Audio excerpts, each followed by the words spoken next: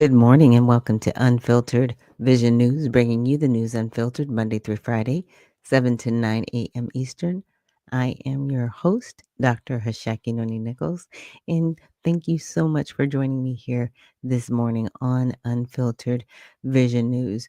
Well, I did a little bit of research and I really want to talk about what's happening in Chicago. Of course, it's been, I don't want to say a media firestorm, but there's been a lot of attention given to Chicago, and Chicago has been on the radar for a long time, and it's sad, the violence that's happening. I mean, they even made a movie about it, and they coined the phrase and called Chicago Chirac because of the violence.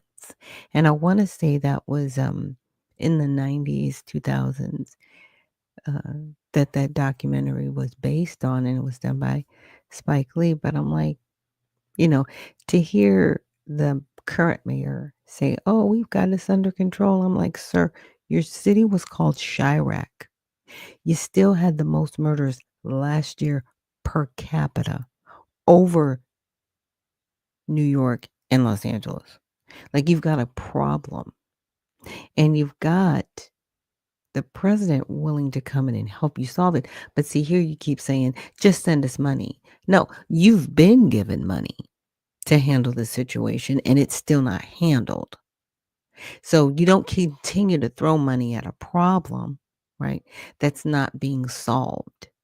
It'd be different if the problem was being solved and you actually showed, right, that things were properly being managed and done. But your city's in a shortfall, you're losing money left and right. You don't even know where the money is. You went on Capitol Hill and you were asked by Byron Donaldson, what does your city budget look like? And you couldn't even respond. Are you really taking care of the city? It doesn't look like it from the outset. So we're going to start with a couple of videos to, kind of set the stage. And then I found some videos on individuals that did some direct reporting from Chicago that doesn't always hit the mainstream news, right? And also someone who has family there, you know, and who grew up there, and really looking at and showing the difference in certain living accommodations. He talks about the projects. He also talks about how, people grew up differently in the projects from being in housing. So it's interesting. Oh, good morning, Black Flag. Black Flag says, step into the day with confidence. Your light has the power to inspire, uplift, and open doors you didn't even know were waiting for you. Black America. So good morning. Thank you so much for that positivity. And thank you so much for reposting the stream. So let's get into the video and let's see where this goes. Illinois Governor J.B. Pritzker going at it. This about threats to send the National Guard to Chicago next. Pritzker saying, quote, Mr. President, do not come to Chicago. The president responding today. Listen. Chicago is the worst.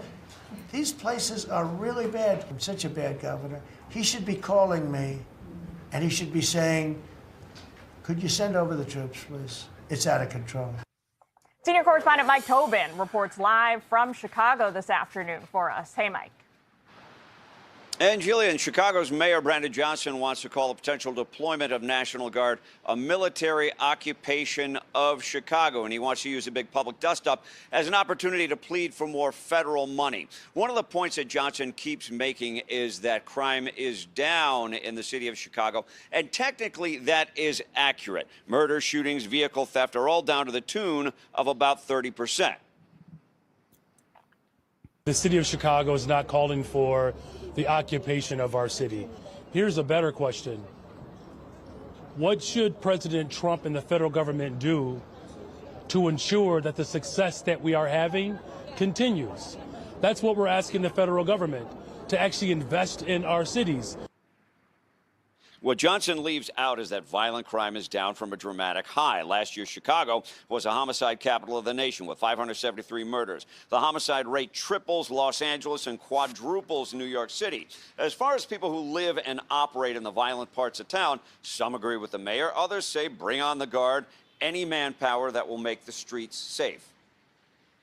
Bringing the National Guard to Chicago is not a solution. It is an attack. It sends a message that black communities are problems to be controlled rather than people who need to be supported. I've lost distant family members, friends, neighbors, and what they want us to do is find comfort in this chaos and normalize this trauma. And we're not doing it anymore. And that's why we need our president to come here right now and do a forensic audit to find out who's getting paid and who's benefiting from this crime, because right now we're grieving. Now, a contributor to the violence is the fact that the big street gangs no longer have strong central leadership. Fueled by drug money, these gangs have broken up into dozens and dozens of cliques. It is not uncommon to have a gang, say the Gangster Disciples, a clique from within that gang fighting another clique from within the Gangster Disciples, and that erupts into gunfire. Jillian? All right, Mike Tobin in Chicago for us. Thank you. Hey, Sean Hannity here. Hey, click. And he Yeah. should be. And, what the gentleman was mentioning, when he mentioned Gangster Disciples, I was like, okay, that brings about, Larry Hoover, for me, that kind of, triggered that nomenclature. And I was like, okay, well, let me go down that rabbit hole. And I did, and those are some videos I'm going to get into later, just about some of the gang violence and how it's perpetuated. And, the young lady who talked about, we don't want this looked at as just a black problem in our city. And it's unfortunate because the gangs that are being shown are black. And so that's the face that's been given to this issue. Now, it could be several demographics, right, within Chicago causing the crime, but they're not talking about all of those other ethnicities, let's just say, that may be causing the crime. And they just keep talking about the black neighborhood and how they're needed. And, it is a little bit of a double standard, because she's just like, we want help with the crime, but we don't want to be the face of it. Right. And, here's the deal. Again, because I talked about it, if we need to take some personal responsibility, we need to take personal responsibility. Where have we failed one another in this, right? Where have we failed our young men and women who think that violence is the best way to go about carrying out their lives? Now, we can always start with the propaganda, right? Because in rap culture, it is okay to be a gang member. It is okay to be a thug. It is okay to be a criminal. And our face is on that. So when the babies see that, they're like, oh, this is how I should be living. This is what I should be doing. I can make money. That's what they see. They're going to emulate what they see. Now she's just like, oh, you're just trying to come and occupy black people? No. They're trying to get the violence down, because obviously you're not doing your job. Obviously your job's not being done. I appreciate what you're trying to do, but it's not enough, apparently, because crime is out of control. But again, if you don't want to be the face of violence, fix the violence. Sometimes you have to actually go to the gang members and talk to them. Has anybody done that? Bueller? I don't think so. Has anybody given these men anything to do and said there's a better way to go about your life as opposed to living a life of violence? Okay? Have the police really gone into these gangs and said, okay, we're going to take this down. We're going to shut this down. We're going to arrest the criminals. We're going to take their guns. We're going to make sure we get the guns up off the streets for the violent criminals causing the crime, right? And make sure that innocent people that need, guns to protect themselves can protect themselves. Are you really going after it?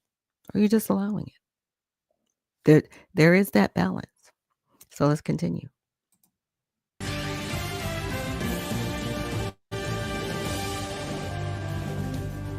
Welcome to Hannity. So are some on the left finally waking up to the crime problem in our country? Now, here's what far-left former New York City Mayor Bill de Blasio had to say. And I think the Democratic Party has to look at this issue much more honestly and say, hey, there are some places where we should be doing better. Our leaders should be doing better. All right, the former mayor, he will join us tonight, and he's had nice things to say about Mamdani, the Marxist Mamdani, plus a video of the left's new hero, the alleged wife-beating MS-13 gang member Kilmar Abrego Garcia, is going viral. Listen to this. Gobierno corrupto.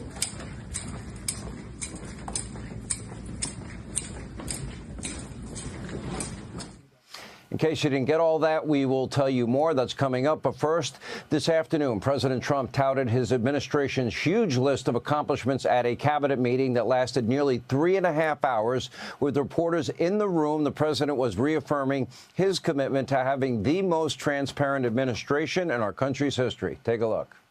Every policy of the Trump administration is designed to lift up the American worker, promote great-paying blue-collar jobs, and to rebuild the industrial bedrock of our nation. The wages for blue-collar workers are now rising at the fastest rate in 60 years, which is so important to all of us around this table. The average American worker has already seen a $500 wage increase this year, and there's no inflation. Domestic steel production is up by 100,000 tons of steel a week. We have a 50% tariff on steel, aluminum, and various other things. Copper just got brought into the picture, and that means people are going to want to make steel here. We secured new market access for American agricultural exports all over the world. Our secretary is doing a great job. Thank you, Brooke. And there's something really nice about just, you know, the openness of what we're doing. It's government. It's an open government. That's what we are. First observation, can you imagine Joe Biden interacting with the press for over 3 hours? Does anyone even think Joe Biden could stay awake that long? And speaking for Biden, well, for months, Democrats, their allies in the state-run legacy media mob, they have been claiming that Donald Trump voters are having buyer's remorse. Well, we have a Harvard-Harris poll that dispels that false notion. When respondents were asked who has done a better job as President, Trump or Biden, President Trump comes out by a whopping 8 percentage points of 54%. By the way, my only question is, who are the 46% that answered Biden? I don't know. Maybe there are that many Americans. Are they actually suffering their own cognitive decline? Anyway, while President Trump delivers results for everyday Americans, the biggest tax cut in American history, no tax tips, Social Security, or overtime, Democrats, they are floundering as a party. They are beholden to the new radical wing of that party led by Jasmine Crockett. We like Jasmine on this program. The Squad, Senator Pocahontas, Grandpa Bernie, of course, Nutty Gavin Newsom, who is continuing his pathetic tough guy act, and their new hero, Marxist Kami Mamdani. Now, in the case of Mr. Split Personality, Nutty Newsom, well, he has spent more time trying to troll Trump on social media and podcasting with Jasmine Crockett than he has, been worrying about fixing his own state. Has the highest income taxes in the country, the highest sales taxes in the country, the highest gas taxes in the country, some of the worst schools in the country, is as out of control crime, homelessness, open-air drug markets, tens and tens and tens of billions spent on illegals, especially with Medi-Cal, massive tens and tens of billions of dollars in deficits, no water in fire hydrants and reservoirs, and he's podcasting and posting all day, every day. And this guy wants to be president. Now, these performative, pathetic stunts on social media might help him in a primary in a Democratic Party that now finds itself on the wrong side of every major issue of our time, but it certainly will not help him in any general election. Gavin, trying to act like Trump's alter ego, maybe you should just think about focusing on helping the thousands of people in the Pacific Palisades whose homes were destroyed by wildfires. Nearly 13,000 homes destroyed, less than 200 building permits issued as of early July. You're not helping the people out there, Gavin. No wonder there's been a mass exodus of Californians moving now to red states. Look at that. California, beautiful state, but people can't take it anymore. But you know what? Nutty Gavin Newsom, no. Listen to me. Keep doing what you're doing. You know, keep allowing the homeless people to build encampments all over the state. Don't try to restore law and order. Don't crack down on drug dens. Keep running up tens and tens of billions of dollars in deficits. Remain a sanctuary state and just keep doing what you're doing. And following Nutty Newsom's lead, the modern-day Democratic Party finds itself on the wrong side of every single issue, including crime, where they have outed themselves as anti-law and order with defund, dismantle, no bail laws, and reimagining the police. During his cabinet meetings today, President Trump highlighted the work his administration has been doing on cracking down successfully on crime in our nation's capital. Take a look. If somebody kills somebody in the Capitol, Washington, D.C., we're going to be seeking the death penalty. And that's a very strong preventative. I think that crime is going to be a big thing. And we are the party, the Republicans are the party that wants to stop crime. We're against crime. The Democrats like crime. I don't know why. I mean, we talk about common sense. I think I got elected on talking about common sense. They're going to fight me. Like this slob of a governor you have in Illinois. And he goes about Trump, we don't need his help. Chicago is the worst.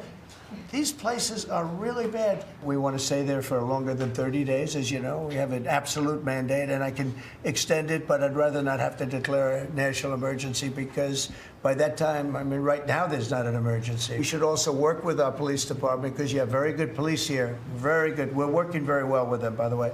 And we have to work together for a while. And so far, President Trump's efforts to combat crime in our nation's capital, it is paying massive dividends. This morning, Attorney General Pam Bondi posted an update on X announcing that last night another 87 arrests were made and 4 illegal firearms were seized. President Trump is taking common sense steps to reduce violent crime. Law and order, safety, security, as I said last night, it is a prerequisite for any American to pursue happiness.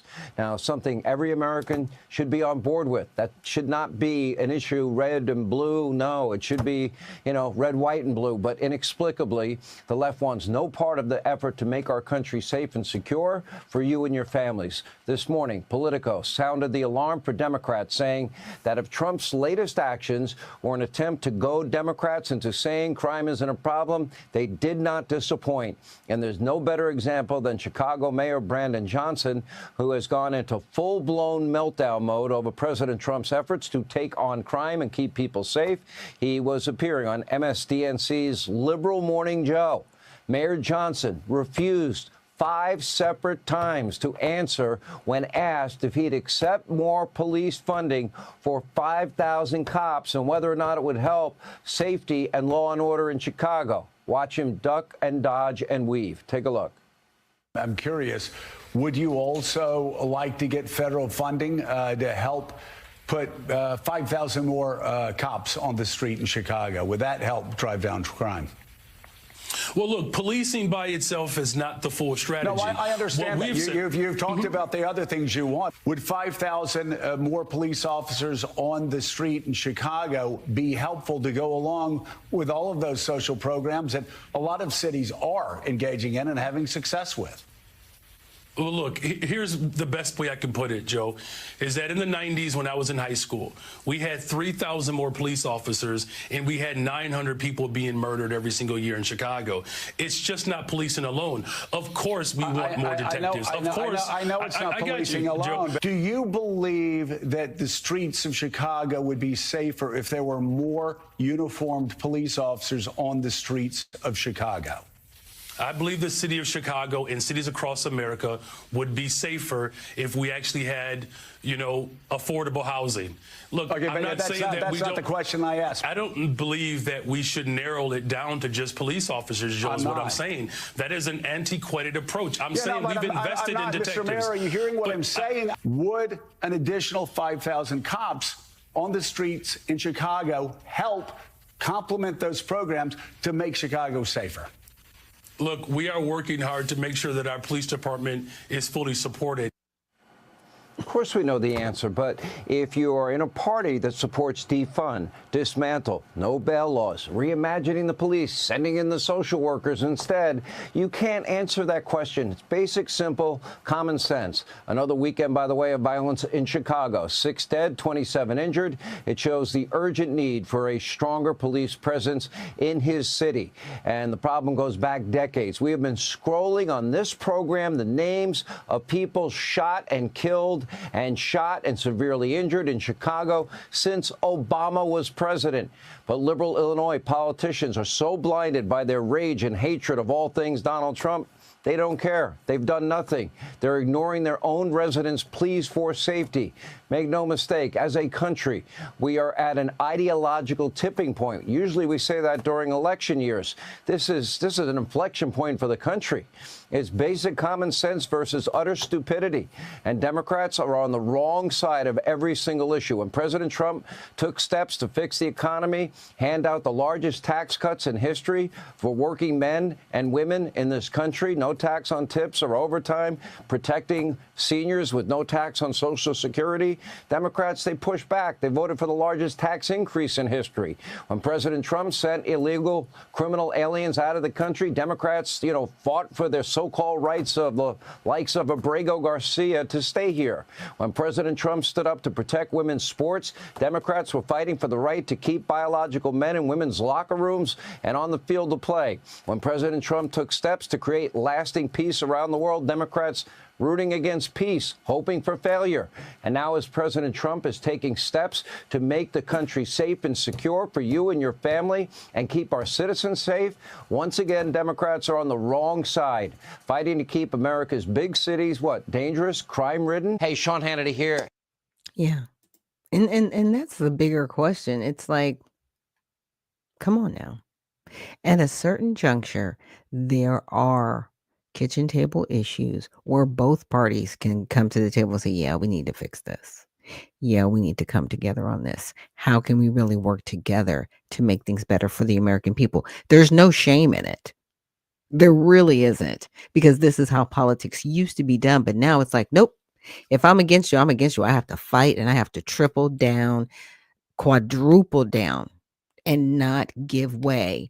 Because if I do, oh my gosh, I might actually agree with something with you politically. It's okay. This is why, Donald Trump, to his point, this is why people voted him to office, because it's just common sense stuff. It's not hard stuff. It's not difficult. It's common sense.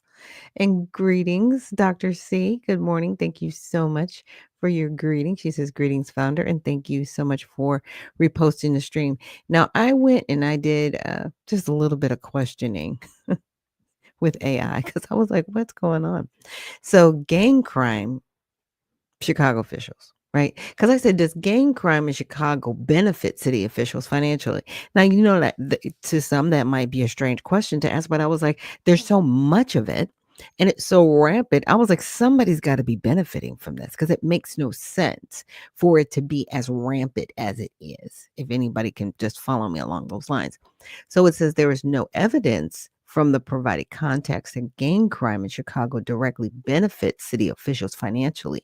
The city's efforts to combat gang-related crime, such as the proposed asset forfeiture law, are designed to seize profits and assets from gang leaders, not to generate revenue for city officials. Okay, so when they forfeit and they get all this, so where does it go? Are you putting it back in the community? Or, you know what I'm saying? Like, are you recycling these funds? Like, where does the money go? So you do a drug bust, let's just say, and you collect $10,000. Where does that $10,000 go? That's what I'm saying. What's happening to these asset forfeitures in your city? What's happening to these seized profits and assets in your city from these gang leaders? So the city's own data dashboard indicates that violence disproportionately impacts communities of color. What does that even mean? That means it's not just the Black community. That means it's got to be Hispanics and Asians and everybody who has heavy melanated skin, right? They're not Caucasian, basically. Okay. And the city's comprehensive violence reduction plan focuses on addressing systemic issues like disinvestment and poverty,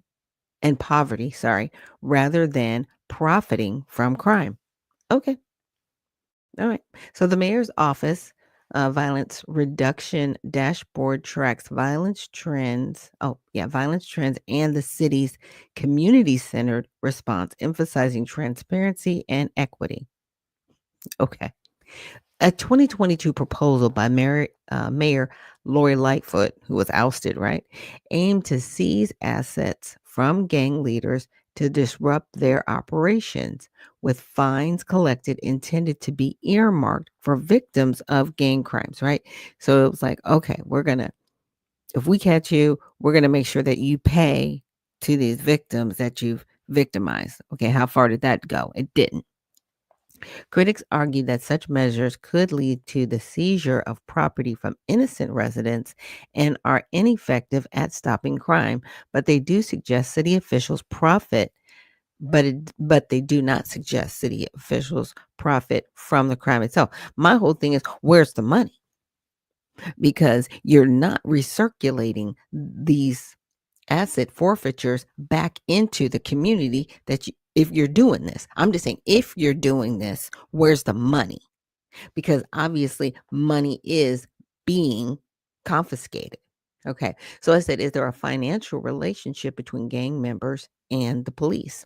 So there's no evidence in the provided context of a formal or sanctioned financial relationship between gang members and the police of Chicago. However, the documents highlight systemic issues within law enforcement and the justice system that have eroded public trust.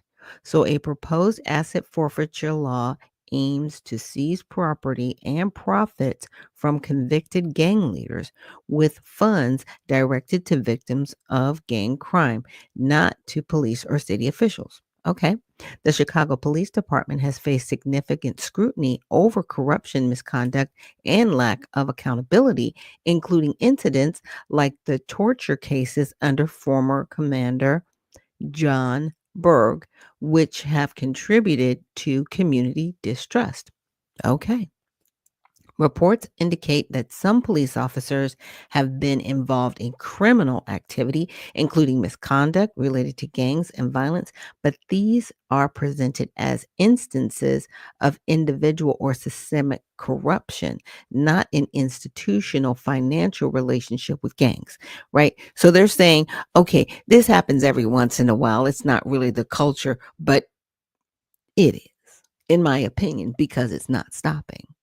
Somebody's benefiting from this, and we really don't know what's going on, because if nobody was benefiting, it would kind of peter itself out, right? You know what I'm saying? Like, it's not working for anybody, police or the gang members. Nobody's making any money here. We're just gonna walk away. But it's getting worse. It's not getting better. So something is wrong. While isolated cases of officer corruption may occur, the documents do not support the existence of an organized financial relationship between the police and gang members. Instead, they emphasize efforts to combat gang violence through legal and community-based strategies. So I asked another question: do cities make money when one of their citizens dies? I just wanted to know. It says no. Cities do not financially benefit when a citizen dies.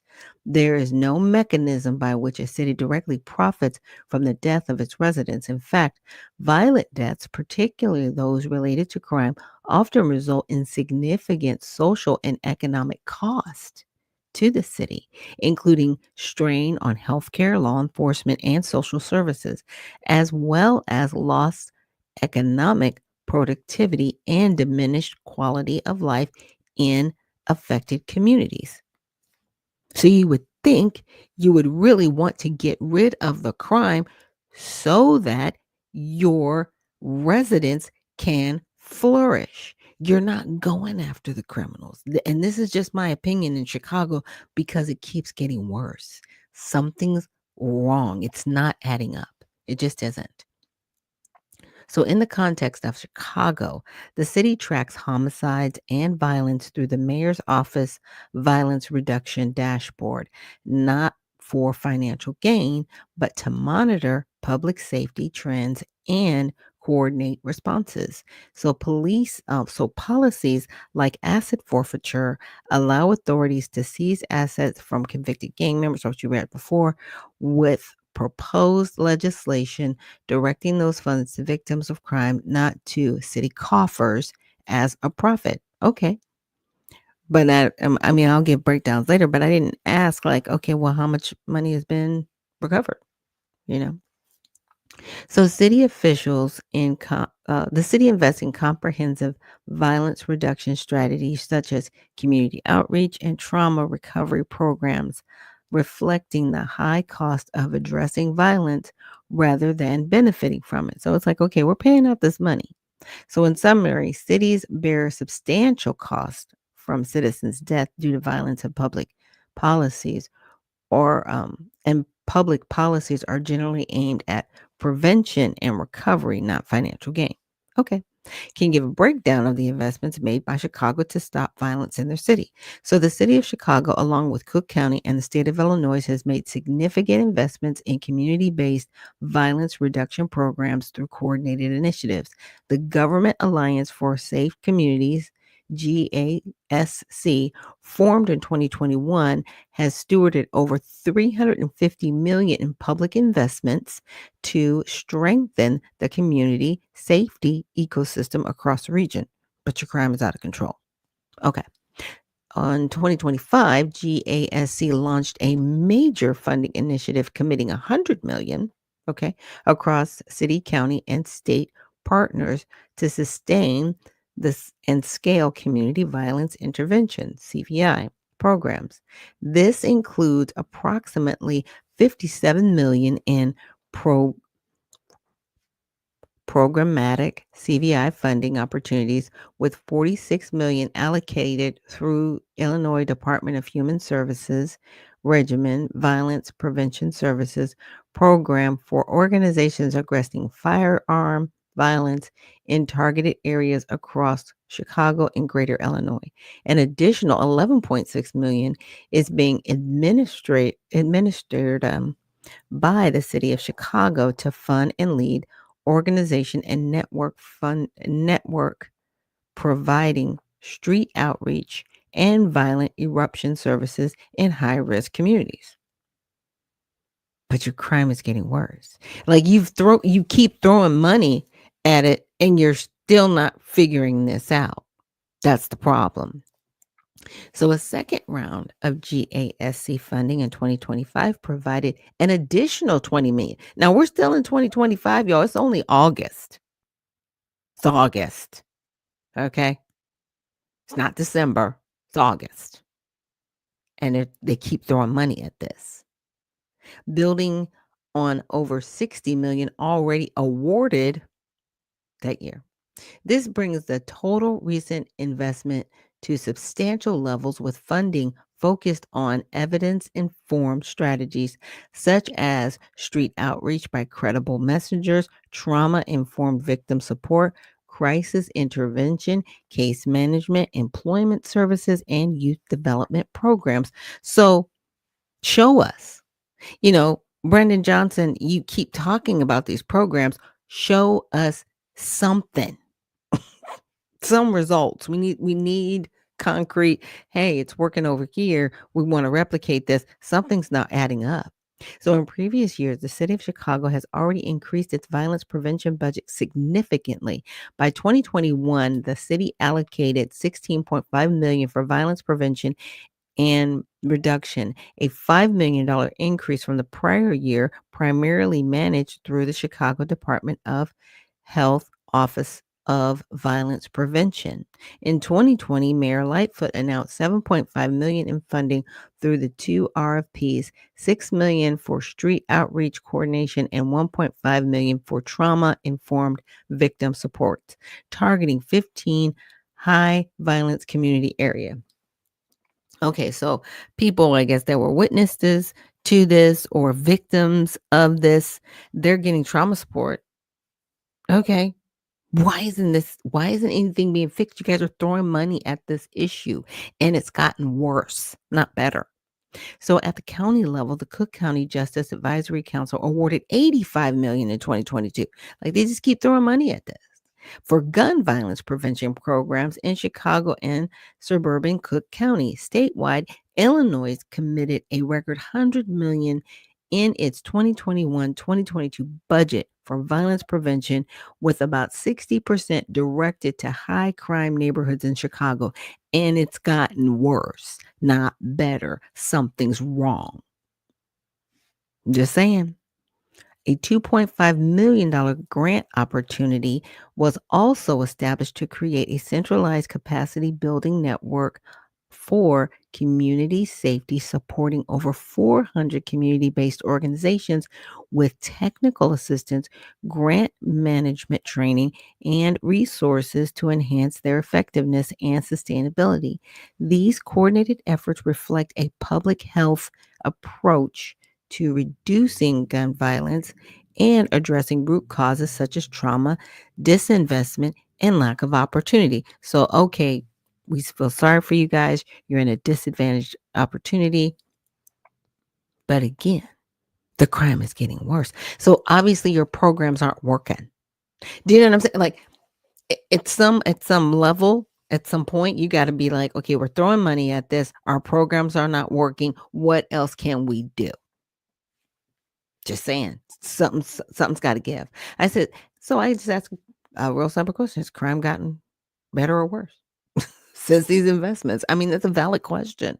And it says Chicago has experienced significant spike in violent crimes between 2020 and 2021. Okay, particularly in homicides and non-fatal shootings, which researchers noted was about double the national average increase during that period. So that was just 2020, 2021. From its peak, the city has seen substantial decline in violence crime through 2024 and 2025. By the end of 2024, homicides in Chicago had decreased by 7.3% compared to the previous year, and non-fatal shootings dropped by 3.7%, though both remained slightly above pre-pandemic levels. So that means prior to the pandemic, prior to people being locked up in the house, they're still out of control. So the decline accelerated in early 2025. Why? I guess that's my question. I'm like, where did this come from? It's just weird. With a historic drop in violent crime during the first half of the year. Okay. So it's a good decline. All right, cool. Chicago saw more than 30% reduction in homicides and a nearly 40% reduction in shootings compared to the same period in 2024. According to the Jeff Asher of Datalytics, Chicago experienced about a 40% decline in shooting victims and a 30+% drop in murder in the first half of 2025. That's pretty good. This placed Chicago's crime reduction ahead of national trends, with the city's homicide rate falling about 25% below its level in the first half of 2019. I just still find it fascinating because I was like, your crime looks really bad still, right? I'm glad it's lowering. I'm glad that there was a decline. Thank goodness.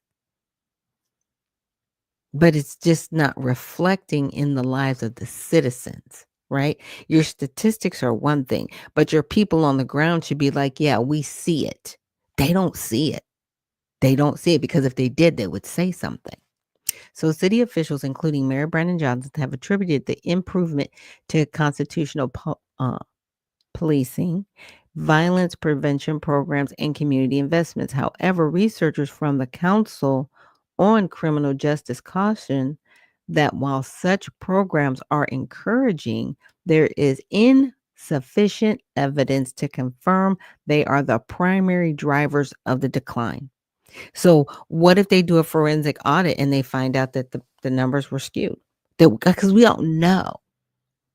Because it's not reflecting what's happening on the ground. That's the problem. So despite progress, challenges persist. Violent crime remains above the 5-year average driven by increases in aggravated assaults, batteries, and robberies. Additionally, shootings have become more lethal since 2010, with a 44.9% increase in shooting lethally and a more than 480% rise in high capacity magazines recovered at crime scenes. Do you know? It's like I'm reading through this, I'm like, there's something wrong. Like there's a disconnect. So, racial and geographic disparities remain stark, with Black residents 22 times more likely to be killed by gun violence than white residents.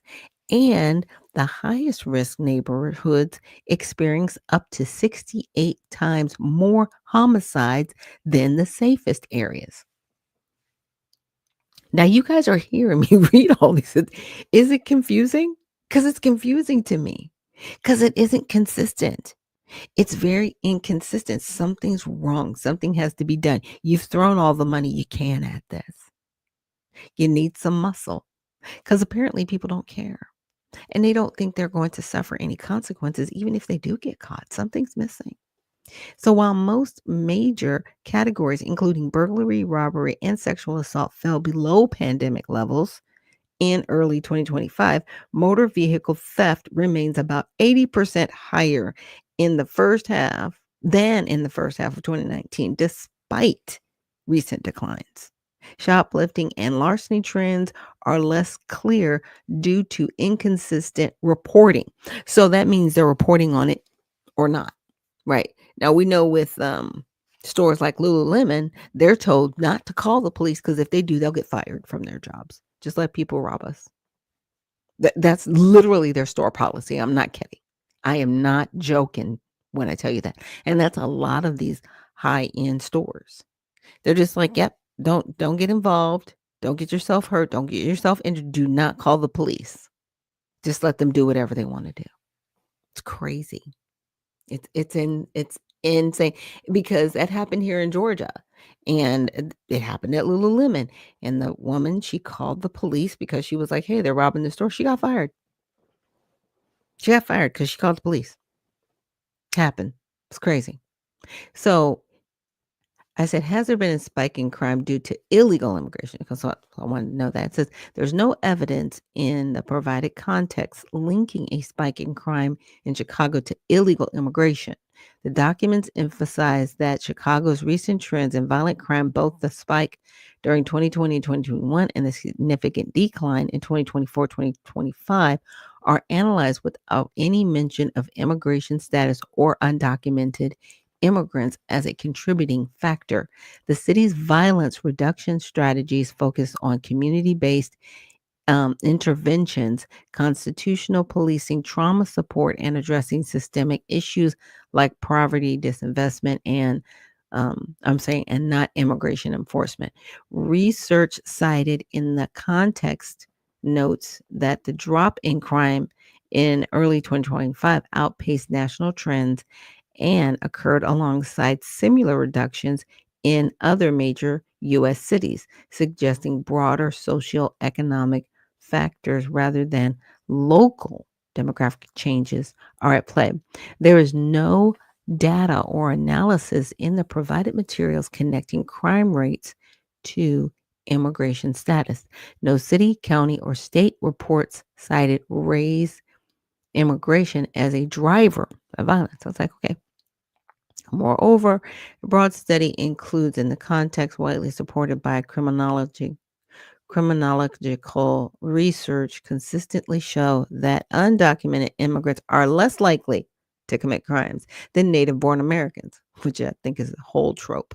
Chicago's crime trends appear driven by factors such as gun availability, community trauma, economic inequality, and policing strategies, not immigration status. Okay.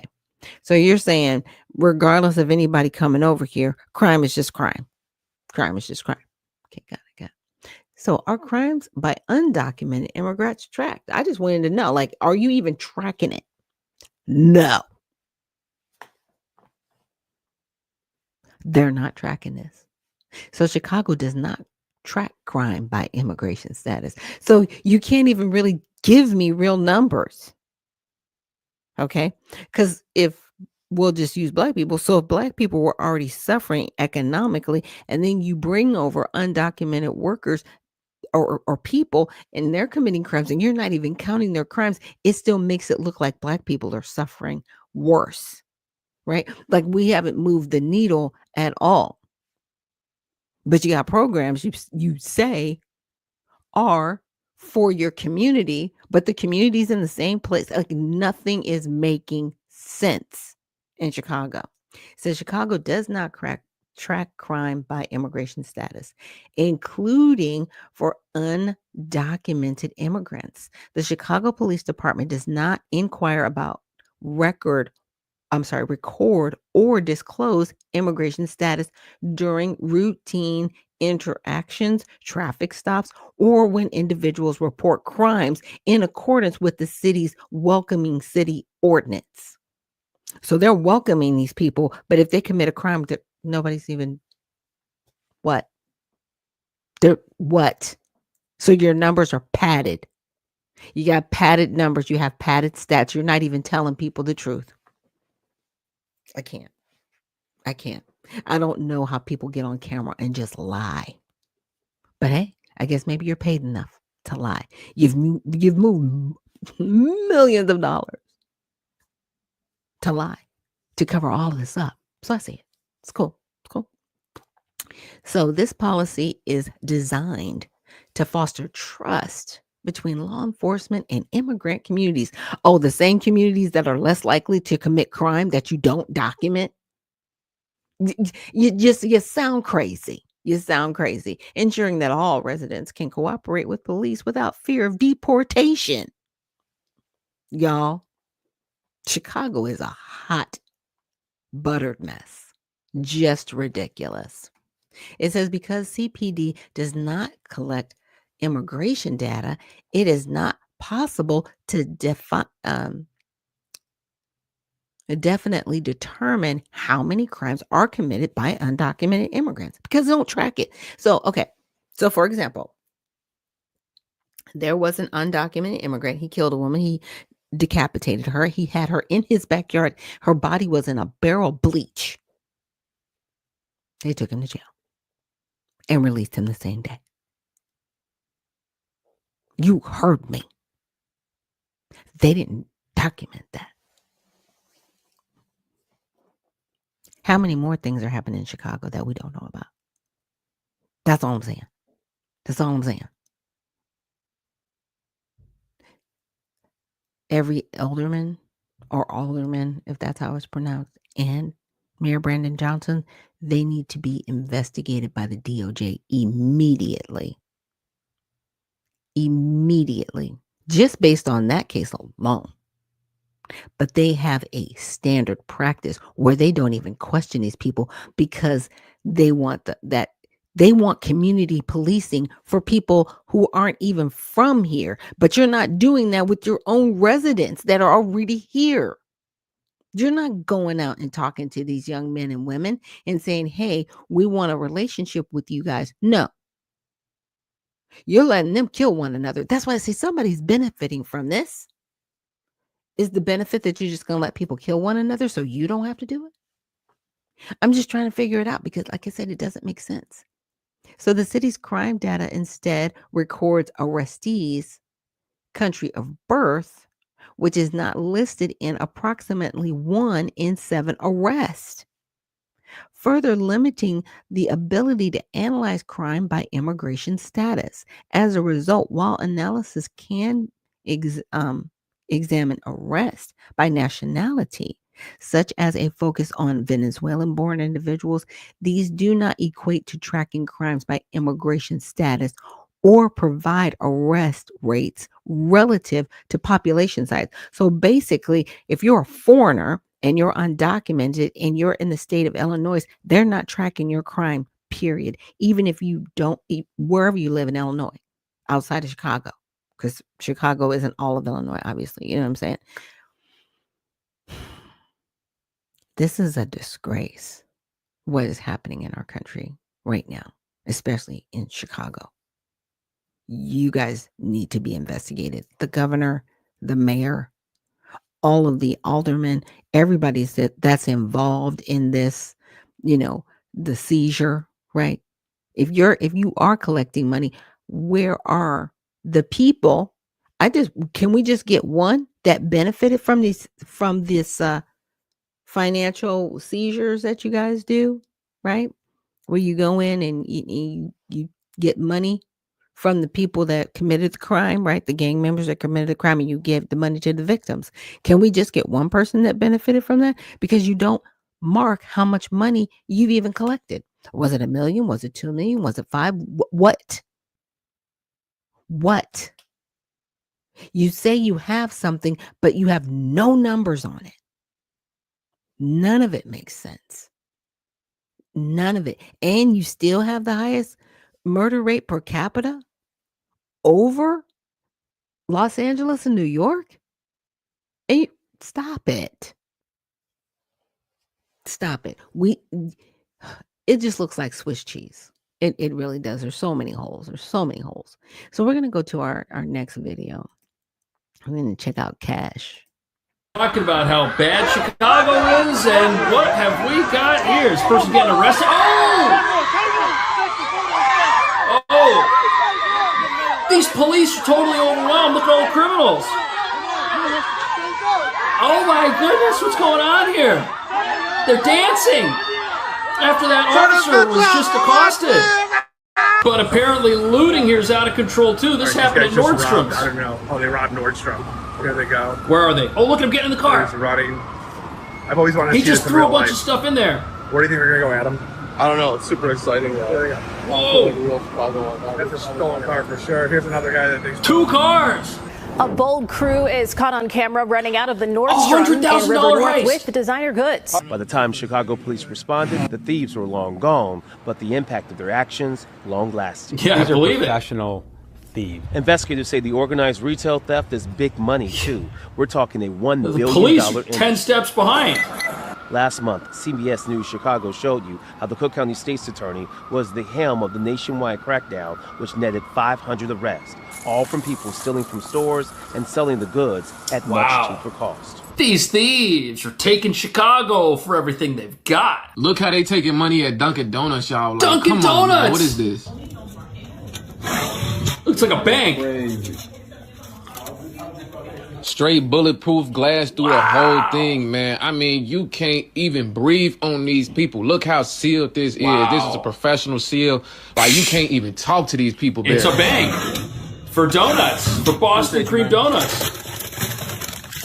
Getting up every day and seeing something like this, bro, that do something to your mental up here. It tell you, like, this how you feed animals in a zoo. Now, I know this gentleman's talking about this in Chicago, like, oh, this is something new. This has been going on in Los Angeles since I was like 15. I'm 53 years old. This is old news, okay? Los Angeles started doing this a long time ago. They have plexiglass through the drive-thru, y'all. You got to put your money. You know how you see people at Kroger's? You know, I can compare it to Kroger's here in Georgia, right? You got the little person in their little, station area, and they have the money that goes out and through the little steel drawer. Yeah, that's been in Los Angeles. Been in Los Angeles. Now, it's not in Orange County, but it's in Los Angeles. Banks, same thing, plexiglass. You don't touch anyone, nor come near them. Okay. So this gentleman, he's like, that does something to you. It does. It lets you know that they think you are an animal, you are out of control, and they're not having it. There was a particular Bank of America, and it was on, I want to say, I'm trying to think of the street. It was Gower? Yeah. I want to say it was Gower in Highland. I definitely know it was on Highland. No, sorry, Sunset. Sunset and Highland. Because that's where the Nickelodeon studios are. There's a Bank of America on the corner. And I used to go there, in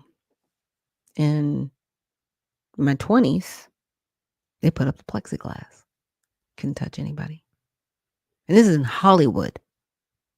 Okay? Because the bank kept getting hit weekly. But see, you don't talk about that crime, right? And that was when I was in my 20s that this was going on. Okay. Again, I'm 53 years old, so decades have passed. Now, they didn't have it in Chicago because crime wasn't that bad, but crime is that bad now that they are putting up the plexiglass. And don't think it's not going to happen everywhere else. Okay. They're just using some of these major cities, quote unquote, as a test run. But like I said, it's been in LA forever, for at least 40 years, minimum, at least. And Mark from the Soil, Cajun Lady, and Black Empowered, thank you so much for reposting the stream. And Cajun Lady says, good morning with her red, white, and blue hearts. Thank you so much for joining us. Zoo gang. That's terrible, that's man. pretty much what it's telling your mentality. Like, I did say I don't trust you. You feel what I'm saying? At what point do we be like, we tired of getting treated like animals, tired of getting treated like this? Like, bro, like, lock up your criminals. You telling me I can't even hand you my money, gang? Like, bro, like, you grow up, imagine you see this every day for your whole life, and then you go to someplace else and you see them handing the money, you gonna think something wrong with you, gang. Like, it's crazy mentality. Well, that's what happens when you don't put criminals in jail. You got to put the donuts in jail instead. Yeah. And Unc says, and unfortunately for our community, they always have melanated people committing these crimes. But I believe that these are melanated immigrants being paid to do these crimes. And it could be, and it could also be, their gangs coming here, if that makes any sense, Unc. You know what I'm saying? Because sometimes, other countries, because they were allowed to come here the past 4 years, we don't know how many of those individuals are a part of a broader organization of crime, right? That falls outside of where we are as Americans. Do you know what I mean? And it's almost like they're cartels that they have living amongst us. And because they have melanated skin, they just assume they're a part of the Black community when they very well may not be. Quickly picked me up and this is a restaurant robbery. It was an attack that literally turned her life upside down last week, Wednesday. It was a pretty normal shift up until this point. Around 8:15, this man walked in with a face mask and was on the phone and said that he was waiting for his girlfriend. Yeah. When I came back inside, I saw him sitting there with my bag on his lap, and he was going through it. He was going through my wallet. I saw him taking cash out of it. This is the worst kind of crime here. Pickpockets, all this nonsense. Chicago is falling apart right before our eyes. Security video inside the Dandy Crown on Milwaukee Avenue shows that violent confrontation involving a masked man who then tried to run away, as she says he claimed to be armed with a knife. When he got to the front door, he... That's Just awful. 2 nights prior, another employee faced a masked man seen in this security video. Same Police strategy. say the suspect pulled out a sharp object before demanding money from a cash register. However, Look he at him was all only masked able up. to get away with a woman's bag and 2 phones. The bar's owner, Julia Schell, told ABC7 last week that her business was robbed at least 5 times over the last 2 years. The bar has been shuttered since Sarah's attack. Look, they have a sign that says no cash on premises. And people are still getting robbed at this place. The purses are getting stolen. The phones are getting stolen. You got criminals just walking off the street, walking in there, and potentially stealing access to someone's bank account and their identity. But apparently... And I just wanted to acknowledge Cajun Lady said 100%, right? They're not sending their best and brightest. And Sassy Lady says, good morning. Good morning to you, Sassy Lady. And thank you for joining us here. Tanks are now spawning in the street in Chicago. Trying to go home. A tank just appears, bro. It's an APC. What are you doing this? That's crazy. Look at a woman in a dress. It's crazy. And Unc says Black Americans don't commit robberies with knives. They're going to use their pew-pew. Right. Exactly. It's like we don't do hand-to-hand combat here. In the United States, you know what I'm saying? Unless it's called for, right? But more times than not, they're going to use a gun. If they're Americans, they're not using knives. But there are other countries where people do wield knives. Just saying. Main character, bro. What the f*** is wrong with that? Didn't happen. Look what's in the background. A Trump building right there in the middle of Chicago. But look what happened at Foot Locker just now. Glass at the Foot Locker store at Chicago Kedzie Plaza. At 3 a.m., thieves backed a car into the front of the store and grabbed shoes and clothes. It's frustrating. Look at all boarded up. Frustrating. This comes as a Look at the front burglary at door. the Foot Locker. Okay, now here's my thing. It's 2025. When did y'all remember us growing up and backing up cars, a whole vehicle, into a store? Okay. Never. Now, we heard about, people committing petty theft and different things like that. I think we heard more about gang activity, more so than what we're hearing about now. These snatch and grabs that are going on, and they're frequent. They're not infrequent. It is crazy. And Patty Cake says, sounds like tether criminals. Yeah, I know. In West Englewood Tuesday at 4:15 a.m. Oh, they hit 2 stores. Surveillance video of that incident shows the method the young thieves used to smash through the store windows and grab what they can. So they crash into the store with this car, and then they loot the store and fill up the silver car and drive away. And grab what they can. Shanti Althaf is the property manager for both properties. She says repairing the damage for retailers is far more expensive than replacing the stolen merchandise. It is organized crime. That's what we're facing. It is not petty theft. It is This place is being plundered. Individuals, they get together, create a plan, execute that plan. And there's no police. Althaf shares that all consumers pay the price for retail loss. She's right. We're all paying for this. We're all paying. Each retailer that has you think you're getting 20% off. Well, that 20% off is already covering their lost inventory. And Unc says, never. The details are telling in every video that you are showing. Yeah. Something else I just thought about. It's like, okay, just follow me down this rabbit hole. I will put my tinfoil hat on and say conspiracy theory. What if this is all on purpose to truly just eradicate the stores from neighborhoods, right? Period. Where things are accessible, right? Like grocery stores, like Target and different things. What if it's just to eradicate retail? Then what happens to those people?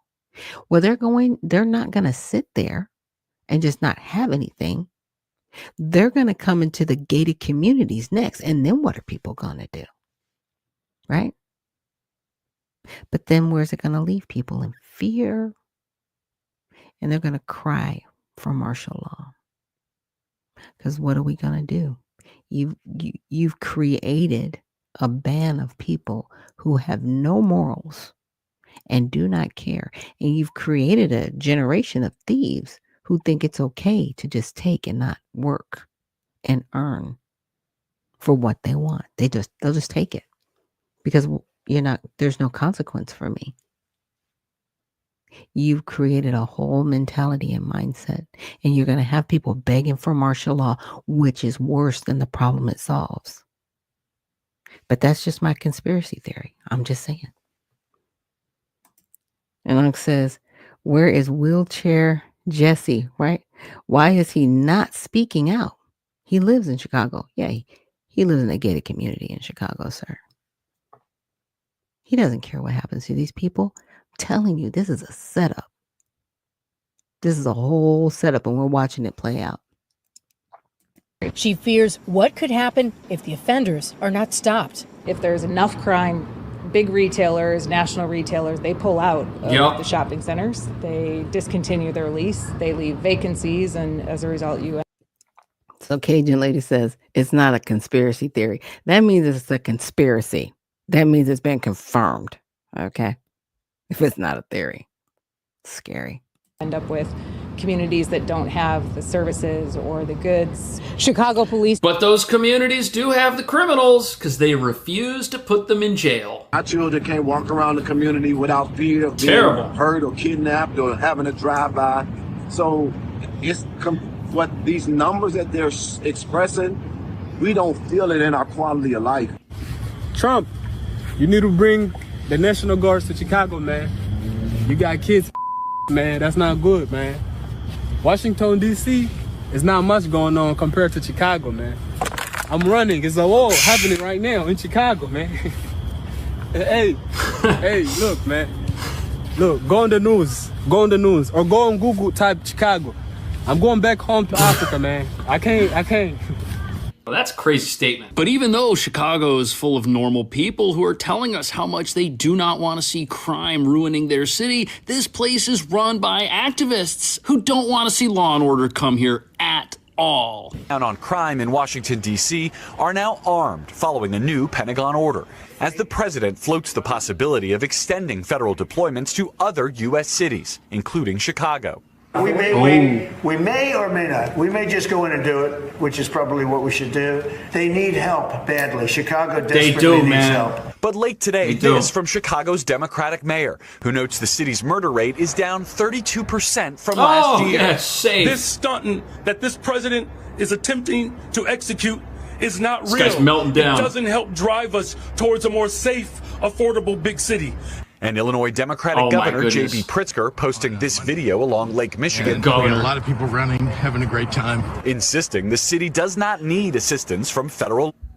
Wait a second. You mean to tell me the governor of a sanctuary state went out one day for a jog all by himself and saw this? You mean to tell me he didn't have a security detail with him? You mean to tell me they didn't clean this area up before he went in? Really? Interesting. Not sure how much of this I believe. Running, having a great time. Insisting the city does not need assistance from federal law enforcement. Yeah, they all insist. Mr. President, do not come to Chicago. You are neither wanted here nor needed here. That's the But so far this year, the city is still averaging over one a day. Just this weekend, there were 3 homicides and 27 people were shot. We still have a problem. We have a problem with illegal guns. We have a high murder rate. We need help with that.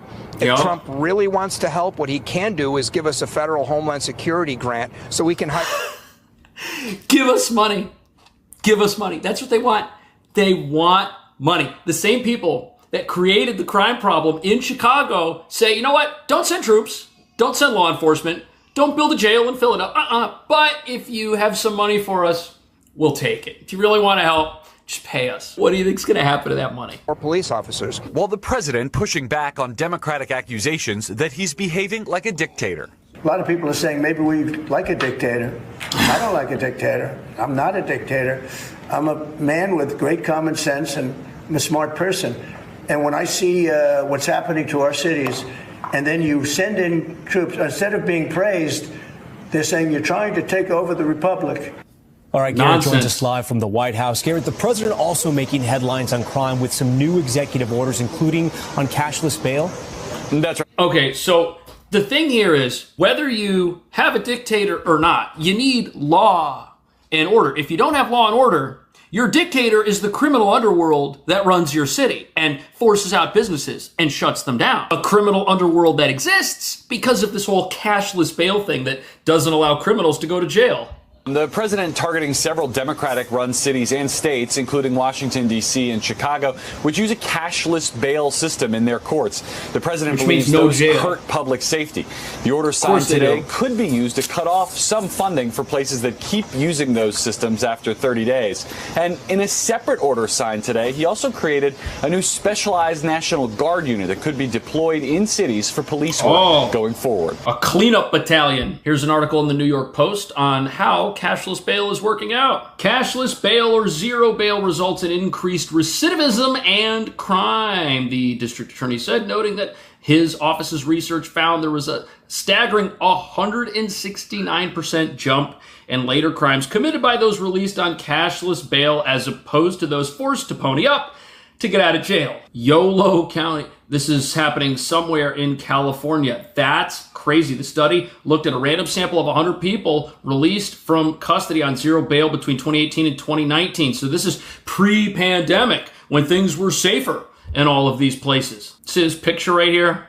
This is the solution to crime. You have to build a jail and you have to put criminals who are guilty of doing something wrong inside of it, and you can't let them out until they learn their lesson. That's how it has to work. What do you think about that? Do you think Trump should send troops to Chicago, or is the governor and are the mayor right? Are these guys right in saying that, hey, you're not wanted here? Don't come, because if Trump isn't wanted there with troops and with law and order. If all of the local people hate that, what are those troops actually going to accomplish? Are they going to go in and clean up the crime and then leave and it all comes right back? To me, that almost seems like a waste of resources. I think in Washington, D.C., you definitely have a sizable contingent of people that are sick of the crime and know that their city is being ruled by activists. That's why you see so many D.C. residents that are happy that a cleanup has happened there. But if the same thing's not going to happen in Chicago, if everyone there's just going to hate it, is there a reason to send the law and order machine to a sanctuary city that hates law and order? What is that going to accomplish? Is that why we aren't seeing the law and order machine make its way to Chicago yet, or to New York City of all places? Let me know. Thank you so much for watching. Yeah, see, I hear what Cash is saying with the law and order machine.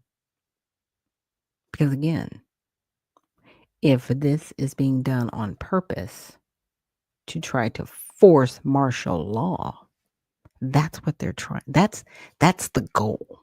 I just need people to understand that is the goal. The goal is martial law and to have all of us locked up and under a police state. They're trying to goat, in my opinion, Trump into doing it, because as you see, he's like, I don't want to be a dictator. I don't want to, rule over your states and cities. I want you guys to be able to take care of crime yourself. But if your people are crying out for help, I want to help them. And Sean AI, filmmaker, thank you so much for reposting the space. And Cajun Lady said, of course, Pritzker is corrupt. And he doesn't want law and order. No, he doesn't. He doesn't. Because he knows he would have to admit he failed as a governor in keeping residents and constituents safe.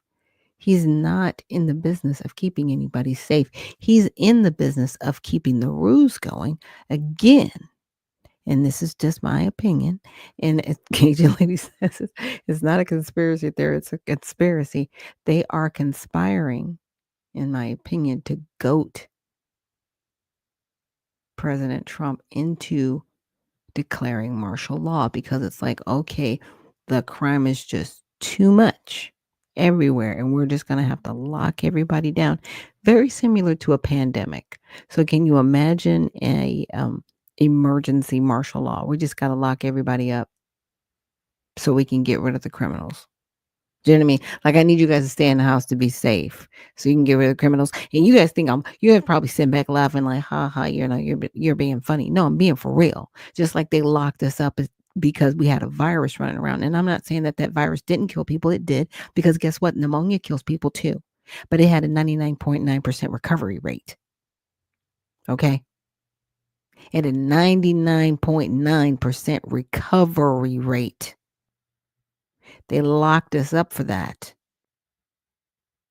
So if you don't think they might call a pandemic based on crime, the way crime is rising everywhere, especially in Illinois, New York, and California, don't think that they might not lock all of us up because of that. Because they know we're not going to go for the medical stuff, right? Because we already said no to that. But safety? Come on. That might be something people might agree on. And then how much more of our civil liberties are we going to lose? Like, we really have to think about this. And we need to demand everybody who is not here legally, get up off the soil now. You need to leave. You need to leave this country. You don't belong here. And since you've gotten here, crime has been out of control. It was already out of control before you got here. Now it's just even more exploited. Yeah, we need you to go. So we're going to take a quick break. It is Women in Wellness Wednesday. I've got 2 more videos, but I want to take a quick break. But if there's anyone who would like to join me for Women in Wellness Wednesday, and this is for my ladies, if you would like a mic, just let me know in the comment section, and I can send you a mic, and you can come up and discuss today's topics with us on Women in Wellness Wednesday. So we will see you guys on the other side.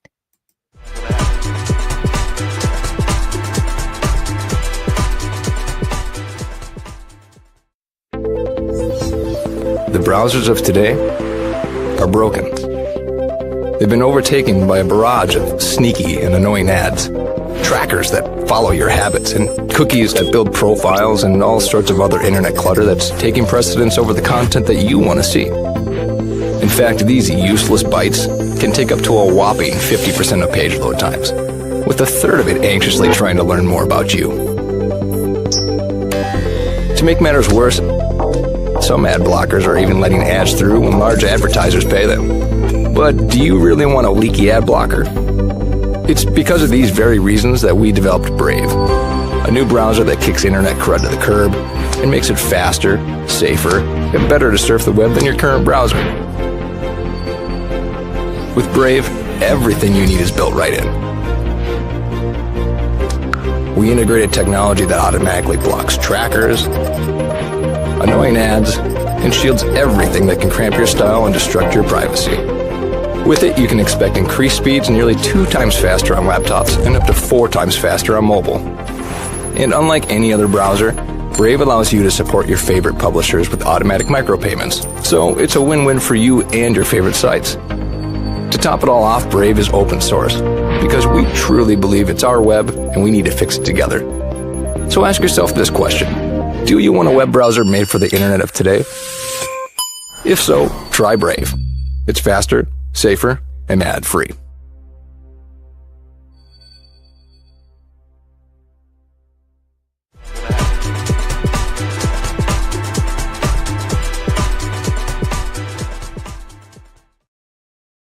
And we are back. Thank you so much for joining us here on Unfiltered Vision News, bringing you the news unfiltered, 7 to 9 a.m. Eastern. My name is Dr. Ashaki Noni Nichols, and I will be your host. And so there's 2 more videos that I really wanted to play for you guys. One gives the perspective of someone who has family in Chicago and grew up in Chicago and just the relationships. And he also talks a little bit about the gang activity. And then another video that's kind of sad. It actually talks about some of the violence that happened in June and July of this year related to gang activity. So I just wanted to share this with you guys so we just get that perspective, because, you know, a lot of times in the mainstream media, they are reporting, but are they really talking to everybody, right? And those are things we need to find out. And Theory of Riches, thank you so much for joining us here this morning and reposting the stream. Is now, but the most dangerous age group in Chicago is under 21. When I was a kid, I grew up on stories of how the older guys in the street used to make sure the kids were in the house before the streetlights came on. 20 years ago, there was a such thing as staying in a child's place. But you try to put one of these kids in their place today, they'll kill you. And honestly, it wasn't much different in my era in the last decade. Now we all know what the projects are. Every major city had them at some point, and in some places like New York, they are still just as much of a thing as they were 30 years ago. But the most famous gang wars you heard about in Chicago only took place because the city has no more projects. I don't know if you want to count O Block as a project complex, but the projects were typically very tall buildings, where this is more of a co-op. Anyway, all of the real project buildings have been gone for about 20 years, and this demolition led to guys who would be friends and even guys who were unknowingly related to each other becoming enemies in the street. And that's only for the guys born in the 90s and the early 2000s, because anyone born 2005 and after never had a chance because the buildings were already gone.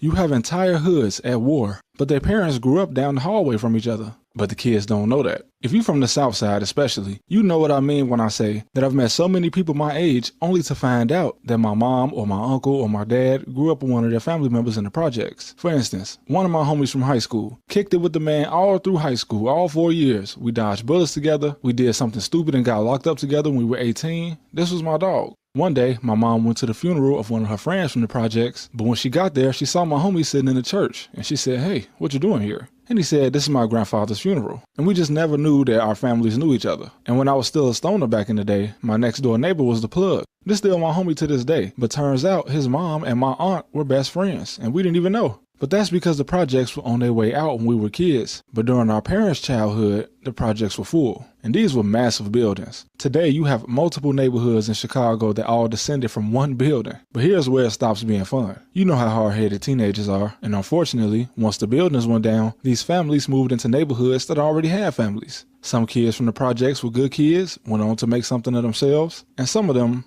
were bad. So when these bad kids moved into new neighborhoods, the kids already there had a little friction with them. There was still some organization in gangs in the early 2000s when this happened. Gang members were still jumping people in like they do in LA, and you still had to know your literature, something completely foreign to my generation and everyone after. But because of this organization, the guys coming in from the projects got together and tried to bully their way to doing what they wanted on the block. If that meant robbing some of the guys that were already living there or taking their girlfriends, that's what happened. And this is how a lot of wars started. So where you used to have an entire building on the same page, united, you now had neighbors at war with each other because the guys who already lived in these neighborhoods, their parents owned houses here, their grandparents owned houses here. Then all of a sudden, families come in 50 deep and try to overrun them. So in their eyes, y'all gotta go. But the guys that just came from the projects were not gonna go without a fight. Remember, they just came from the projects, a real grimy situation. The corruption in these buildings ran deep, from police officers helping facilitate the drug trade while taking their cut of money from the drug trade, to assassinations coming from snipers posted on rooftops and in the windows. This was not the type of gangbanging that we see today.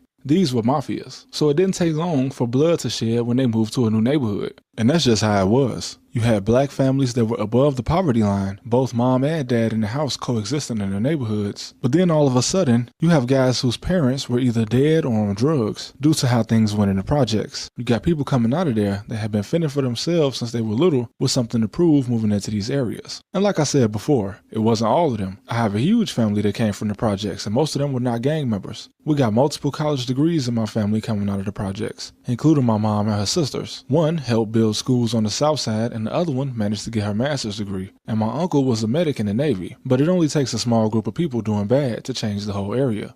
Look at these two pictures. If you're not familiar with the early drill rap scene that was intertwined with the gang wars happening between 2012 and 2018, then you may be wondering who these little boys on the screen are. On the left here is L.A. Capone, a guy that would have been as famous as King Von in hip-hop had he not died at 17. And on the right here is Tuka. Tuka, if you need me to explain, is a 15-year-old kid that was killed at a bus stop in 2011. And he would end up being disrespected all over the world because Chief Keef and everyone associated with L.A. Capone would disrespect him, and his name is where smoking on someone to disrespect the dead came from. If you notice, this kid is in pictures with both of them. It might not seem significant, but both L.A. and Tuka are dead, and their friends have killed each other over the disrespect of their memories. Now, it's kind of unclear who this kid is, but he could likely have family ties to both of them. Tuka also has a friend named FBG Butter, who you might have seen on his press run doing interviews before he went back to jail. And his mother and L.A.'s mother were so close that as babies, these two sat next to each other in their car seats. My mama said I can't speak on L.A. They knew each other. Used to sit side by side in their car seats on my mama's kitchen table. And then they grew up and they didn't even know each other. Only for them to grow up as rivals while their friends killed each other. Butter was even shot by King Von, who was L.A.'s friend. And Von and L.A. was so close that Von even went to jail one time wearing L.A.'s coat. And all of this goes back to the projects, a war that lasted a decade where only a handful of them are still alive today, and most of their families grew up together. They tore the projects down, so everybody just scattered all over the place. And now, in 2025, their generation is either all adults with children or dead. The younger generation has no such ties with each other, and the inherited beef just goes on and on. When I was a kid, the older guys on my block would say F the other side, and they would influence everyone younger to say the same thing. But nobody explained why. Of course, if you weren't a follower, then this meant nothing to you. This wouldn't just make you a gang member. What would make you a gang member is when you actually saw the guys on the other side, and they were taught the same thing, and one of them is a follower, and maybe he even has a gun. You see, people outside the hood choose to believe that all of this is just a product of broken homes, and that's just not the case. My family is huge and loving, and so were a lot of people's families. But when me and my friends ran into the kids across the main street that did come from a broken home, and he had a gun, I mean, the police won't save you, so at some point you gotta stand on your own. When I was 12, I got smacked by a car in a hit and run, and when I got to the hospital, the police asked me what kind of car it was. I said I thought it was a black Buick, but I couldn't remember. Then the police told me, don't worry about it, we won't find it anyway. So, it doesn't matter if you had a stable home, because no matter where you are, there's always going to be a kid that didn't have a stable home. And if he tries to kill you, well, you can hide and call the police like you live in the suburbs, but they won't come. So you make your own decision on what you do. Like I said, these type of kids made up a small percentage of the hood, but all it takes is one. There have been kids that went from trading Pokemon cards to being shooters because they were pushed. And when it comes to kids with weapons, your parents can't save you. I know I wouldn't want my mom in the middle of anything I had going on. And once these migrations took away all the order and gangs, the older guys had no more power. You know, the ones that used to tell the kids to go in the house. They became afraid of the kids, and for good reason. And now, we are where we are today. Back then, the younger guys needed the older guys to supply them with weapons to defend themselves. But now, a kid just can get one from another kid, and then he can order a switch on the internet to turn a semi to a fully. I know y'all were on my ass in the last video because I said semi-automatic instead of fully. You know what I meant though. But it's a pretty simple trickle effect that was started by something that should have never even existed in the first place. If you look back in history, especially in Chicago, there was none of this gang violence in the black community until the projects got mixed with drug money. And when you go out of town, especially around Chicago, this leads people that have never been to believe that gangs are still fighting over a turf or drugs or some fantasy like that. And this just comes from the projects, because you would have one whole building with huge money-making operations, and these operations would also involve murder and corrupt police officers taking their cut. But the project should have never existed in the first place, because it created something that was unsustainable, and once it fell apart, it was just chaos. The mafias were broken down, and all of the broken homes spread around the south side and the west side of Chicago. And today what we're seeing are the kids and grandkids of both the broken homes and the stable homes that had to jump in the streets to protect themselves. And that's where we at. Now, since we almost hit 100K, I've been thinking long and hard about doing a very long video for a 100K special. So let me know what you... And that was from his name. I want to say he goes by Trap University on YouTube. So definitely follow him and give him a like for this video. And it was just a lot of things that he discussed in this video. When I came across it, I was like, yeah, I need to share this with my audience, because we never really think about the origin and the background of what's going on. We only see it from where we see it, right? From our perspective, because I'm not from Chicago. I do have relatives from Chicago. My husband as well has relatives from Warner Robins, or yeah, I think it's Robbins, Illinois, or Robbins, Illinois. Sorry. And so we both have relatives from Illinois. Tells a totally different story, right? But he was like, yeah, he goes, I didn't realize how bad it was young, because, I was just running around with my cousins having fun. I didn't think about the crime aspect, right? But he was living in the suburbs of Ohio. He grew up in Columbus, Ohio, which, he was like, yeah, we had our crime and we had our issues there as well, but it was a lot different than Illinois. So I'm really grateful for Trap University's video, just to give us some of that background and context. And Unc says, and thank you for this, Unc, he says, everyone, please make sure you tag Donald Trump, Tom Homan, and Cash Patel. Thank you so much for that. Yeah, please do. And let's see, Only Facts and Truths, thank you so much for joining us this morning and reposting the stream. Okay, so we're going to get into this last video real quick. I know, but I really wanted you guys to see this, because it really outlines what people are going through in Chicago. Now, this is just talking about June and July of this year, just these 2 months. We're in August now, but I really wanted to share this with you. In 2025, the far south side became the scene of the city's first major gang loss of the summer. Daniel Parker, known in the streets as Danny from Duffel Gang AMG 130, was found bleeding out on the sidewalk of the 13,300 block of South Langley Avenue in Altgeld Gardens. The call came in at 10:25 p.m. Paramedics rushed him to University of Chicago Medical Center, but he didn't make it. Parker, just 29 years old, lived on the 6700 block of South Evans Avenue, but his life ended far from home. Under the cold orange glow of the streetlights in Altgeld, no one was ever arrested. Just one more murder file added to the stack for Area 2 detectives. 8 days later, the violence had moved northwest. On June 10, 1400 block of North Artesian Avenue in the West Town neighborhood, Deon Fiazel, a shorty from back in 1400 known as Deon, tried to hit a lick not knowing this would be his last move. Just after 10:45 p.m., Deon pulled up on a man getting things out of his car and tried to rob him, but this would-be victim had a concealed carry license. He pulled out his own gun and shot Deon dead right there on North Artesian. Deon was just 18. His body was rushed to Stroger Hospital, where he died from his wounds. In the neighborhood, there were rumors he was trying to make a name for himself, but some said he hadn't earned his stripes. The case would make headlines, but the streets would move on just as quickly. June 16 saw the violence spill over the state line. Rashad Davis, Wookie from Moby, lost his life not in Chicago, but across the border in Hammond, Indiana. That night, Munster police tried to pull over a car near the Klein Avenue exit of I-80/94. The driver fled, leading police on a high-speed chase. The pursuit ended in flames as the car crashed off the highway and caught fire. Wookie, the only occupant, died at the scene. In 2012, both Wookie and his homie Bookie had survived separate shootings, both nearly dying. This time, there was no second chance. Back on the south side, June 17th would be marked by two tragedies. Terrion Thrower, known as Jigger from Nickel Gang in 600, died in a motorcycle accident.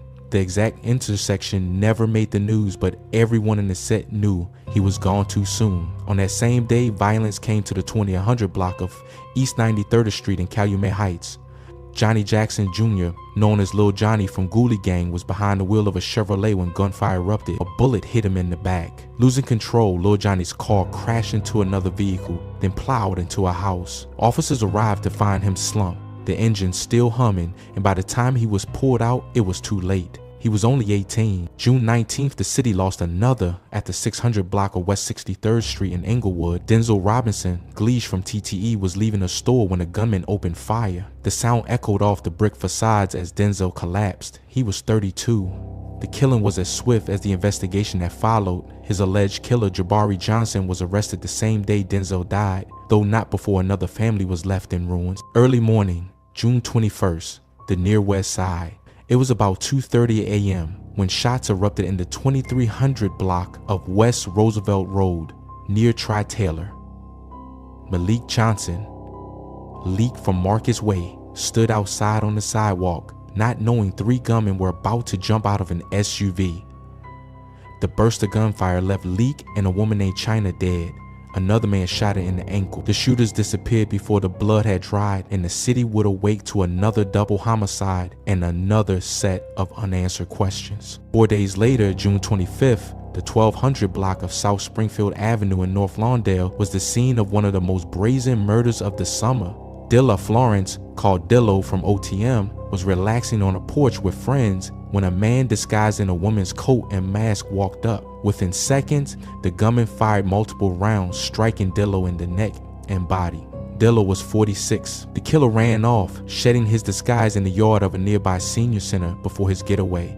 The shooter, Tyron Mars, would later be charged with murder, but Dillo's loss would hit the block hard. The afternoon of June 28th saw more bullets, more pain. At 800 block of East 63rd Street, inside a Woodlawn gas station, Keenan Campbell Rorell from Gyro City was shopping with his son and some friends. Two men entered and started shooting. Keenan was hit several times and rushed to University of Chicago Medical Center, where he was pronounced dead. His young son was found with his father's blood on his clothes, a horrifying sight no child should ever have to witness. The calendar flipped to July, but the violence stayed the same. On July 2nd, at the 12,000 block of South LaSalle Street in West Pullman, Ronald McClain, known as Drills from 95 Mob, sat inside a car as a dark vehicle pulled up.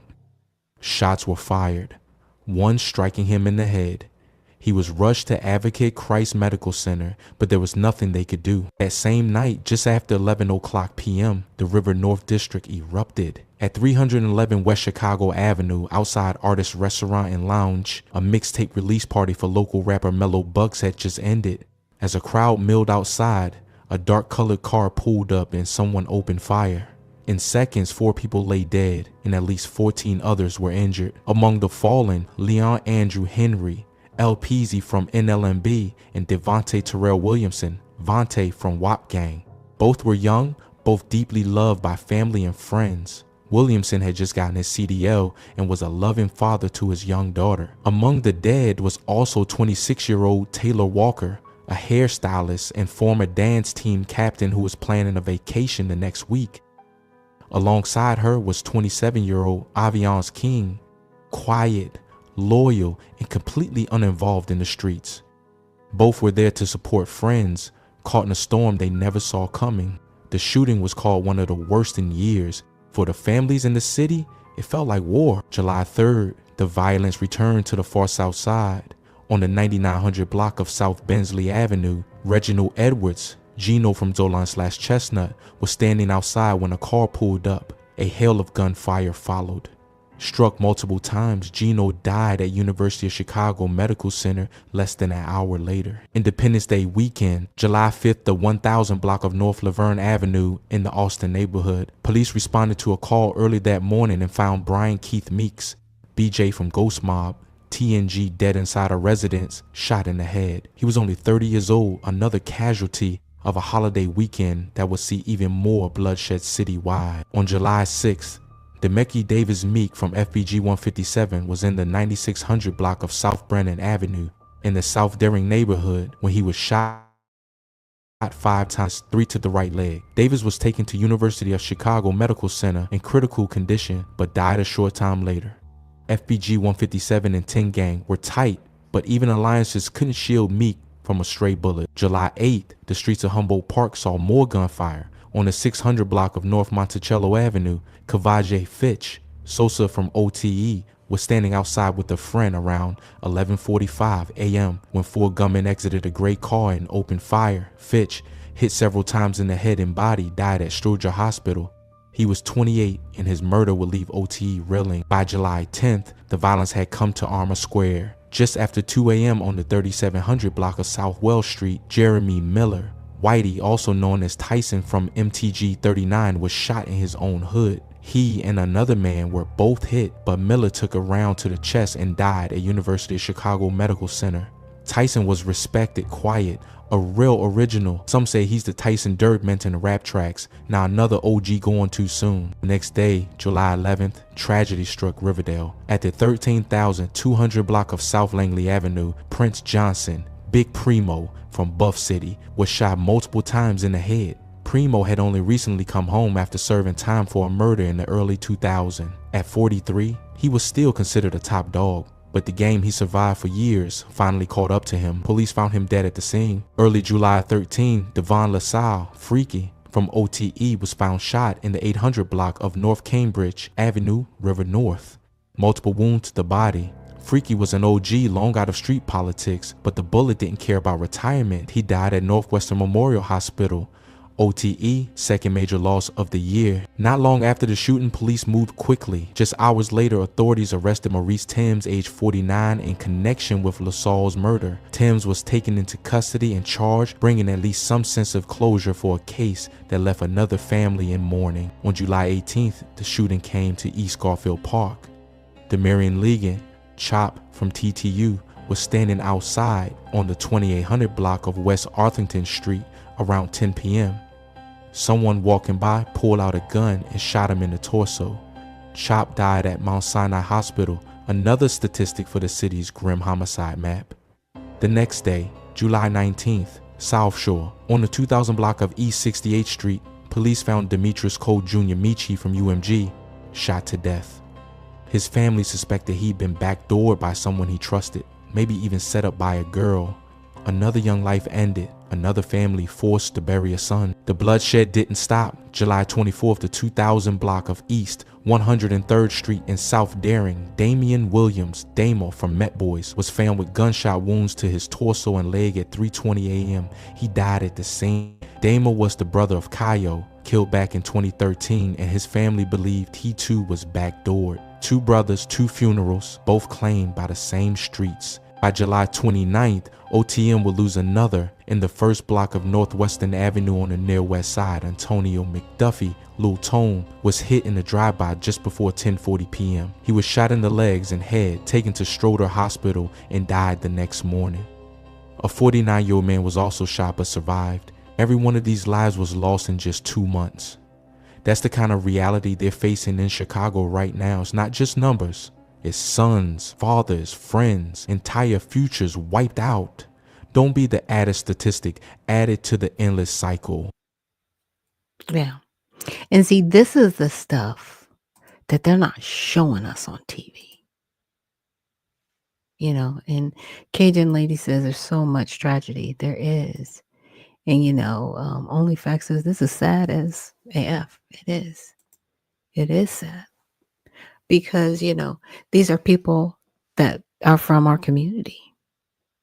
I didn't see any Asian people. I didn't see any Latino people. Maybe he's not covering those statistics, but just the statistics that he showed, and this was only June and July, you guys. He hasn't even gotten August. He's just talking about June and July. Okay. It was 23 murders just between June and July.